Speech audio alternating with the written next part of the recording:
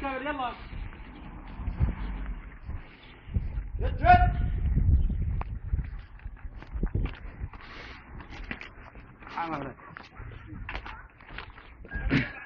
السلام عليكم. السلام ورحمة الله. شو عم تشتغلوا اخي؟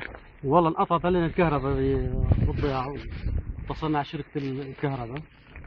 طيب ليش ما صلحوا لكم اياها؟ شركة الكهرباء اجى جابوا الرافعة لعند الحاجز، والجيش رجع صيدر الرافعة ورجع العمال على الشركة. قال ما بصير تجينا الكهرباء. طيب كم يوم صار لكم من عدم كهرباء؟ صار لنا تقريبا شيء 8 ايام. 8 ايام مقطوع الكهرباء؟ نعم.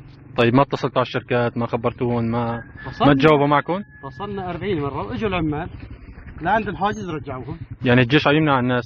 عاد يمنعهم، بيقول له ما في كهرباء. طيب شو غايته من هالشيء؟ غايتهم يضغطوا على الشعب، شو غايتهم معروفة. يعني بدي يحاولوا اخضاع الشعب في هالامور هاي؟ نعم. طيب وانتم رح تخضعوا لهالامور؟ اعوذ بالله. يعني مستمرين باذن الله زي ما بيضل حدا. اذا بنضل على الكاز 40 سنة ثانيات. طيب شكرا.